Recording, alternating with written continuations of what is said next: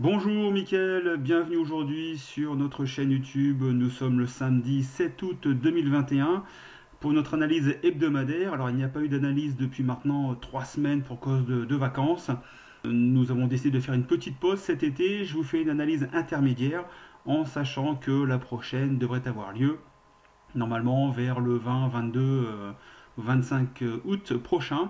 Mais voilà, j'ai eu quelques emails en me demandant ce que je pensais de l'activité du marché en ce moment au niveau des hausses, puisque comme nous allons le voir sur les principaux indices, nous avons clôturé vendredi sur des plus hauts historiques. Donc le marché continue de monter malgré les vacances. Alors certes, les volumes sont un peu faibles, c'est tout à fait logique, mais le marché, toutes les semaines, quasiment presque tous les jours, grappille des plus hauts historiques. Alors, si vous nous rejoignez pour la première fois, je vous invite à cliquer sur le bouton abonnez-vous, également sur la clochette de notification pour recevoir nos dernières vidéos. Et puisque vous êtes en vacances et que vous avez un petit peu de temps, vous pouvez, si vous le souhaitez, lire nos 3 e-books gratuits disponibles sur notre blog. Je vous mets le lien dans les commentaires ci-dessous. Alors, au niveau des marchés, le S&P 500 ce vendredi a clôturé sur un plus haut historique. Vous voyez que toute la semaine ici, on est resté entre les 4400 et les 4436 pour clôturer à 4436,51, donc le plus haut historique sur le S&P 500. Alors pour l'instant, vous voyez que nous sommes toujours dans ce grand canal haussier. Nous allons toucher les résistances, les supports, les supports, etc. Et pour l'instant, nous sommes au milieu un peu ici du gué. Le marché ont décidé d'être haussier, donc pour moi, il serait tout à fait logique d'aller chercher les 4005, pourquoi pas les 4006, alors pas demain matin, mais à mon avis, dans les semaines qui viennent, on pourrait tout à fait continuer notre hausse, puisque les marchés ont décidé de monter. Au niveau du Dow Jones, voilà, alors j'ai un petit peu de latence parce que je n'ai pas un réseau super efficace en ce moment. Donc au niveau du Dow Jones, vous voyez que nous sommes également dans la même configuration. Nous avons clôturé sur un plus haut historique à 35 208,52. On avait eu notre dernier plus haut ici, c'était le 10 mai, ouais, donc depuis le 10 mai, donc maintenant 4 mois. 3 mois, pardon, on avait ici un peu latéralisé entre ces 34 900 et ici les 33 200. Mais là, vous voyez que le marché a décidé de pousser pour aller chercher un plus haut historique. On est toujours dans ce canal haussier. Donc là, pareil que sur le S&P 500, ça risque de monter alors, de façon, je dirais, larvée. C'est-à-dire qu'on ne va pas grappiller comme ça 1, 2 ou 5% par jour. Mais on va faire des petites hausses de 0,20, 0,50. On va faire des petites baisses, etc. Mais je pense qu'au bout du compte, le marché a décidé de vouloir monter. Donc, il faut accompagner la hausse si vous voulez rentrer sur le marché. Alors je sais qu'en ce moment, je vois pas mal de vidéos qui circulent ou de posts sur Facebook notamment, où les gens commencent à vouloir shorter le marché, puisque, alors je vais reprendre ici une vidéo de Charles de Ripper, donc mon collègue sur Objectif Eco, donc qui est le big boss d'Objectif Eco, qui a sorti une vidéo hyper intéressante il y a une dizaine de jours, enfin il y a 8 jours exactement, sur le fait qu'on venait de subir 185 séances sans correction de 5%, et est-ce que c'était exploitable. Alors je vous laisse regarder cette vidéo, je vous mets le lien dans la description. Aujourd'hui nous sommes à 193 jours de séances sans correction de 5%, enfin de plus de 5%. Est-ce qu'il faut aujourd'hui commencer à shorter le marché? Alors, je suis toujours un peu dubitatif pour pouvoir shorter sur les plus hauts sans confirmation baissière. Quand on prend une position en bourse, que ce soit à la hausse ou à la baisse, on attend toujours des confirmations. Aujourd'hui, je dirais commencer à mettre en place des shorts, c'est de la pure spéculation, en sachant que le marché peut très bien continuer de monter. Je verrai plus pour ma part à mettre en place des positions de short lorsque le marché donnera des signes importants de baisse. Pour l'instant, ce n'est pas le cas, on est sur des plus hauts historiques. Vous voyez que depuis plusieurs mois, on monte, et il faut savoir une chose, c'est que le marché peut être comme ça haussier beaucoup plus longtemps que vous ne pouvez être solvable sur une position short. C'est-à-dire que vous avez beau mettre une position short en place, et le marché, lui, s'il décide de continuer de monter, ça peut durer encore des semaines, voire des mois, et vous allez perdre globalement tout ce que vous avez mis en position short, puisque je vous rappelle également que sur un short, vous ne connaissez pas votre perte maximum, puisque le marché, tant que le marché monte, vous allez engranger des pertes si vous êtes en position inverse. Donc, Est-ce qu'il faut shorter le marché? Enfin, moi aujourd'hui je ne shorte pas du tout le marché, je suis toujours en position longue à travers soit des prises de position stock, soit à travers des ventes de put, je vous montrerai ça après avec le VIX. Mais clairement aujourd'hui, pour moi, il n'est pas question de shorter le marché. Alors on peut peut-être prendre une petite position, c'est-à-dire jouer une hausse du VIX. Allez, vous mettez un billet de 150 ou 200 dollars sur la table et puis vous dites, ben voilà, si effectivement le marché baisse, eh ben je gagnerai. Et si le marché continue de monter, eh ben je perdrai 150 ou 200 dollars. C'est pas bien grave. On peut comme ça hedger en petite partie de son portefeuille. Mais à mon avis, ça me semble prématuré. Voilà pour mon avis sur le fait de shorter le marché en ce moment. Alors, je vais continuer avec le QQQ. Voilà. Alors, le QQQ, lui, n'a pas fait de plus historique ce vendredi, mais il l'a fait jeudi. Vous voyez, donc ici, donc on est toujours très fortement aussi sur le QQQ. On a toujours, je vais vous le dessiner ici, voilà. Ça vous allez voir comment ça fonctionne. Voilà, on va cloner. Vous voyez qu'ici, on est toujours sur un fort canal haussier, hein, donc avec une pente qui est quand même beaucoup plus importante que sur le S&P 500 ou le Dow Jones. Pour l'instant, pareil, pour moi, toujours haussier, donc pas de raison de shorter le QQQ, mais plutôt en restant haussier. On a eu de très très bons résultats sur des grosses sociétés du Nasdaq, notamment Microsoft, Amazon, etc. On a eu plutôt des très très bons résultats. Donc aujourd'hui, les fondamentaux sont présents, le marché veut pousser, bah, écoutez, il faut accompagner le marché, tout simplement. Au niveau du Russell 2000, là, on retrouve une configuration qu'on a déjà connue, c'est-à-dire que c'était à cette époque-ci, on était entre, bah écoute, il y a tout juste un an, entre ici juillet et août 2020, où on avait ici une stagnation au niveau du Russell 2000. Et puis, donc on vous parlait régulièrement du fait de surveiller le Russell 2000, puisque le Russell 2000 était très en retard par rapport aux indices majeurs du Dow Jones, S&P 500 et QQQ. Et puis d'un seul coup, ici, donc en novembre, on était ici, voilà, début novembre, IWM a cassé sa zone de congestion et après a très fortement monté. Je pense que si les marchés décident de continuer de monter, on pourrait aujourd'hui avoir la même configuration, c'est-à-dire avoir un potentiel de hausse plus important sur le Russell 2000 plutôt que sur d'autres indices majeurs. Donc à surveiller. Au niveau donc des points hauts, ici, si on devait déborder la zone des 234,50, 235, on pourrait avoir une belle continuation haussière sur l'IWM. Si par contre les marchés devaient corriger après pratiquement 200 jours de non-correction supérieure à 5%, si on devait casser les 211 à la baisse, là clairement on casserait le bas de la zone de congestion ainsi que la 200 jours. Voilà, donc on serait plutôt voilà, fortement baissier si le marché en décidait. Mais pour l'instant, vu que le marché décide de monter, je surveillerais pour ma part plutôt un débordement des 235 pour rentrer ensuite sur IWM plutôt que sur des indices genre Dow Jones ou S&P qui à mon avis risquent de monter un petit peu moins puisque là le IWM doit rattraper son retard par rapport aux différents indices principaux. Alors je voulais revenir rapidement sur le VIX. Voilà, pour les traders d'options que nous sommes. Alors très très peu d'occasions de prendre des positions en ce moment puisque nous avons cette fameuse ligne des 20 sur le VIX qui nous bloque un peu en ce moment. On a très très peu l'occasion de passer des ventes de put notamment. J'en ai passé une, c'était en début de semaine. D'ailleurs j'ai posté les positions. Alors il y a eu une ou deux ventes de put uniquement. Alors ce qu'il faut savoir c'est que mon portefeuille de vente de put s'est réduit comme peau de chagrin puisque là, avec une baisse du VIX et une hausse des marchés, tous les contrats que j'avais, alors bien sûr sur juillet, tous mes contrats ont été rachetés sur juillet à l'échéance de juillet sans problème. Là, je n'ai plus aucun contrat sur le mois d'août puisque tous les contrats ont été rachetés, se rachètent automatiquement. Je mets en place des positions de rachat automatique. Donc je n'ai plus aucun contrat sur le mois d'août. Sur le mois de septembre, il doit me rester deux ou trois contrats, pareil, qui se rachètent. J'en ai un qui est vraiment très très proche du déclenchement. Donc je pense que je vais me retrouver avec un ou deux contrats sur septembre restant. Donc pour l'instant, assez compliqué d'aller prendre des positions sur des ventes de put. Je suis quand même plutôt liquide. Voilà, donc ça fait partie du jeu. Parfois, on a des moments où c'est compliqué de prendre des positions, notamment sur des ventes de put.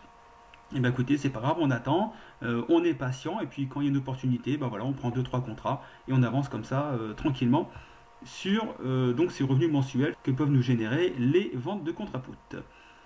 Au niveau de la roue sectorielle, alors je ne vais pas passer sur l'or et l'argent aujourd'hui, il n'y a pas grand intérêt. Je vais plutôt aller directement sur, voilà ici, la roue sectorielle avec les healthcare. Donc healthcare, on a ici un beau canal haussier, on a dépassé cette semaine, donc on est sorti depuis maintenant une petite dizaine de jours, enfin depuis le début de la semaine dernière, on est sorti ici du canal haussier par le haut. Ben voilà, vous avez la 200, vous avez la 50, vous avez la 10 jours qui sont en position haussière, donc on est sur un balayage haussier. On vient de déborder la résistance du canal haussier. Ben écoutez, on est haussier sur le domaine des healthcare. C'est un domaine sur lequel vous pouvez prendre des positions si vous le souhaitez. Alors, petite anomalie de marché, alors pas vraiment une anomalie, mais peut-être une rotation de la roue sectorielle au niveau des secteurs défensifs que sont XLP et XLU, puisque nous avons eu, malgré le fait que le marché monte régulièrement, une belle progression au niveau de XLP et XLU. Alors, je vais le passer en weekly, ça sera un peu plus visible. Voilà. Alors, on a baissé cette semaine, mais sur l'ensemble des 5-6 dernières semaines, on a une belle progression sur XLP et XLU, alors que normalement ce sont plutôt des secteurs qui, pas qui superforment, mais qui performent un peu plus les indices quand les indices sont à la baisse. Ce sont des secteurs où on aime bien mettre de l'argent pour protéger son capital. Et là, vous voyez que malgré le fait que les marchés montent, on a ici une belle hausse depuis donc un mois et demi maintenant. Cette semaine, on a clôturé légèrement en baisse sur XLP, mais après une hausse relativement importante, c'est tout à fait logique, puisque là on avait quand même 6 semaines de hausse, donc une petite semaine de correction me paraît tout à fait logique. Au niveau de XLU, voilà, on a un petit peu la même configuration, sauf que là on a clôturé sur une belle bougie haussière cette semaine sur le domaine des utilities. Vous voyez cependant que la fameuse ici barrière des 68 15, 68, 50 aujourd'hui est une résistance relativement importante. On n'arrive pas à passer ici ce cap. On l'avait dépassé en février 2020, donc un peu plus d'un an et demi maintenant. Et vous voyez qu'ici, à plusieurs reprises, on est venu taper sur la barre des 68,15 $ et on n'arrive pas à la percer. Je ne serais pas étonné qu'on soit encore rejeté dans les semaines qui viennent, puisque les marchés continuent de monter. On a une belle progression sur le domaine des défensives, mais je pense que la progression pour l'instant est terminée.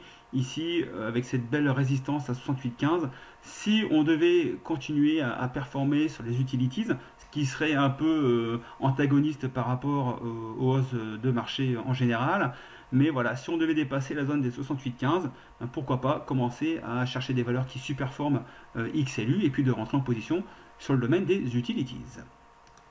Les financières, alors je vais rester en weekly, parce que bon, j'ai fait mon analyse tout à l'heure et voilà, en daily il n'y a pas grand chose à voir, on va plutôt regarder ça en weekly. Donc en weekly, on avait ici un joli canal haussier qu'on a cassé avec une magnifique bougie baissière, donc c'était la semaine du 14 juin, donc un mois et demi maintenant, et vous voyez maintenant que l'on latéralise ici entre les 35,02 et les 38, voilà, donc ça fait à peu près une dizaine de pourcents. Et là, on se balade pour l'instant dans cette zone de congestion.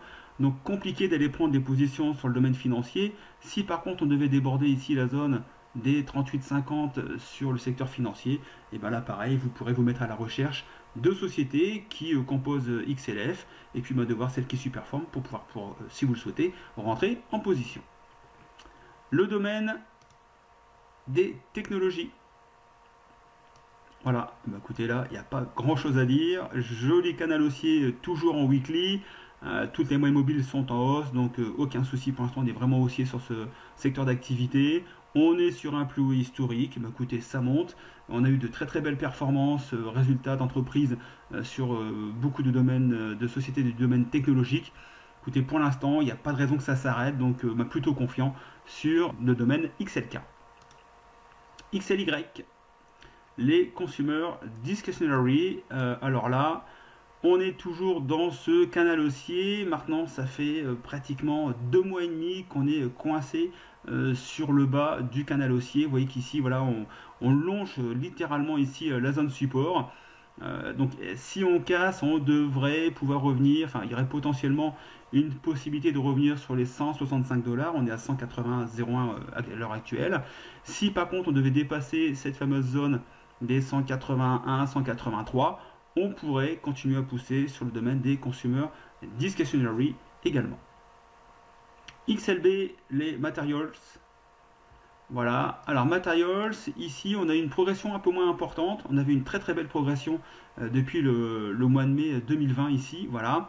Donc après la crise du Covid, on avait une très très belle performance au niveau de XLB. On avait bien tenté ici sur le mois de mai, début juin, de casser la résistance du canal haussier. On s'est vite fait rappeler à l'ordre la semaine du 14 juin. Et depuis, bah, c'est pareil. On est exactement dans la même configuration que précédemment. C'est-à-dire que l'on reste dans une zone de congestion que je vais peut-être pouvoir déplacer. Voilà, on va la mettre ici. On va l'agrandir. Voilà, on est à peu près ici.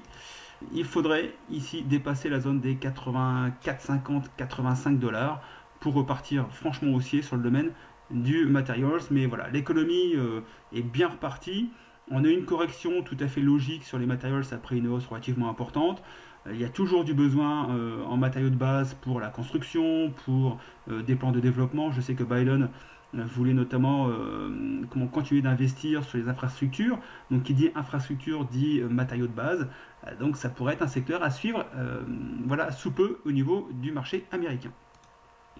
XLI maintenant au niveau industriel, un peu dans la même configuration de ce qu'on vient de voir actuellement, c'est-à-dire que là nous restons dans une zone de congestion ici depuis maintenant le 14 juin, donc on a eu cette belle baisse à la mi-juin, et puis bah, depuis vous voyez que nous sommes restés coincés entre les on va dire 100 dollars et les 103 dollars, donc 3% de volatilité sur ce secteur, c'est vraiment très très peu. Il va falloir vraiment attendre ici un débordement des 103,50, 104 dollars pour repartir haussier et réintégrer ici le canal haussier.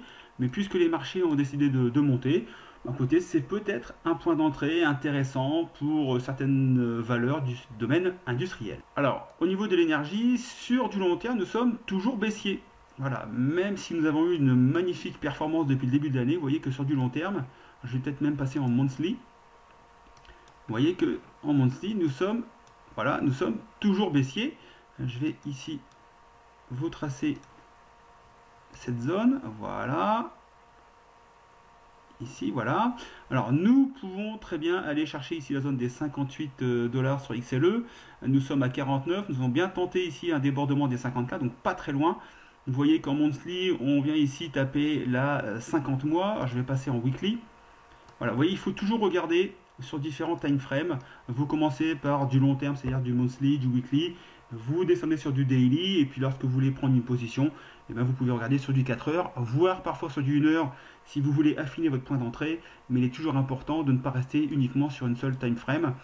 C'est pour ça que je vous fais cette analyse en weekly et aussi également en daily, mais parfois pour avoir une tendance à plus long terme, eh ben, il vaut mieux aller chercher du monthly. Alors au niveau de XLE, belle progression. Alors, vous savez que j'étais, si vous me suivez depuis pas mal de temps, j'étais pas mal investi au niveau des ventes de put sur des pétrolières. Bah, écoutez, aujourd'hui, je n'ai quasiment plus aucune valeur pétrolière en portefeuille, puisque avec les hausses dernièrement, donc de fin juin, début juillet, quasiment tous mes contrats se sont rachetés de façon automatique. Et j'ai simplement repris ici des positions. Alors pourquoi? Parce que donc il y a une quinzaine de jours, on avait ici une belle baisse avec un appui sur le support ici en weekly. Donc j'ai rentré 2 ou 3 contrats, mais tous les anciens contrats que j'avais depuis plusieurs mois ont été rachetés. Et là donc j'ai repris des contrats sur novembre, décembre notamment, avec bah, voilà, des valeurs assez OTM pour bah, me mettre un peu à l'abri si le domaine énergétique devait continuer à baisser après être venu ici toucher des résistances voilà, de canal baissier. Alors, au niveau du domaine du retail, alors le retail, on avait ici une très belle progression, voilà, comme toutes les valeurs depuis la crise du Covid 2020. Et ici, vous voyez que depuis maintenant 3-4 mois, nous sommes collés ici sur la zone des 90-95. On n'arrive pas à déborder. On a bien de temps en temps des petites tentatives d'aller déborder la zone des 95, mais on se fait vite rappeler à l'ordre. Bien sûr, ici, la semaine du 14 juin a été fortement baissière. On avait très fortement remonté la semaine d'après. Vous voyez qu'ici, on a quand même de belles bougies haussières, belles bougies baissières. Donc, difficile d'aller prendre position sur le domaine du retail. On n'a pas de confirmation aussi bien à la hausse qu'à la baisse. On est vraiment scotché sur la zone des 95. Pour ma part, je n'ai pas de position sur le domaine du retail puisque je n'ai pas d'avis clair aussi bien à la hausse qu'à la baisse. Pour finir, SMH, les semi-conducteurs avec avec une bonne nouvelle, puisque Philippe vous en avait parlé il y a 3 semaines, si vous regardez la dernière analyse qui est parue sur notre chaîne il y a maintenant, oui, 3 semaines, un mois. Philippe prévoyait un débordement du secteur des semi-conducteurs, puisque vous savez qu'on est en très grosse pénurie sur les semi-conducteurs. Il y a notamment les fabricants de véhicules automobiles qui sont bloqués sur les chaînes puisque il n'y a pas les composants nécessaires pour finir les voitures. Et voilà, on était un petit peu surpris que ce domaine n'explose pas face à la pénurie. Bah, écoutez, il semblerait que le marché aujourd'hui prenne en compte cette pénurie pour pouvoir ici déborder cette zone des 258 $ au niveau du secteur SMH, enfin, des semi-conducteurs. On est aujourd'hui à 268. On est en balayage aussi également puisqu'on a ici la 200 semaines, la 50 semaines et la 10 semaines. Alors on peut également passer en daily si vous voulez, mais vous allez voir que voilà, aussi bien en daily qu'en weekly, ben, bien sûr on est haussier. Si on est haussier en weekly, on l'est normalement en daily, même si on a fait un plus historique, donc c'était mercredi, pardon. Jeudi, vendredi, on a baissé légèrement. On était quand même pas mal éloigné d'ici de la 10 jours. Oui, donc c'est pour ça tout à l'heure quand je vous disais qu'il faut regarder plusieurs time frames pour prendre des positions. Vous savez que la 10 jours est une ligne voilà, de conduite qui nous donne voilà, des points assez importants. Et quand on s'éloigne de la 10 jours, bah, c'est peut-être pas le meilleur moment, le moment opportun pour rentrer en position. Peut-être simplement attendre, même si vous êtes sur une tendance plutôt haussière, mais plutôt attendre un retour sur la 10 jours pour prendre une position et bénéficier d'un petit pullback. Et puis, bah, écoutez, il vaut mieux acheter la valeur à 263 plutôt qu'à 271, même si on est haussier sur le long terme. Bah, écoutez, c'est toujours 10 $ de gains supplémentaires que vous aurez à terme si la valeur effectivement continue de monter. Donc j'en ai terminé pour cette analyse du marché US pour ce début août. Je vous donne rendez-vous d'ici 15 jours, 3 semaines, sauf bien sûr événements exceptionnels qui demanderaient une analyse particulière. Mais voilà, le marché devrait continuer gentiment de monter, tranquillement. Les volumes ne sont pas présents, c'est tout à fait logique, ce sont les vacances. Et voilà, donc écoutez, je vous souhaite de très très bonnes vacances. Soyez quand même très prudents sur les marchés, soyez prudents sur le fait de vouloir shorter le marché, alors qu'aujourd'hui on n'a absolument aucune indication de short, on n'a aucune confirmation d'un marché baissier. Donc voilà, donc, prenez vos précautions. Si vous voulez hedger un peu votre portefeuille, vous pouvez le faire, mais faites-le de façon modérée. Mais ne pariez pas tout sur la baisse, puisque si le marché décidait de continuer de monter, vous soyez pris à contre-pied et c'est pas spécialement agréable. Voilà, donc sur ce, bonnes vacances, trade safe, à bientôt, ciao, bye bye.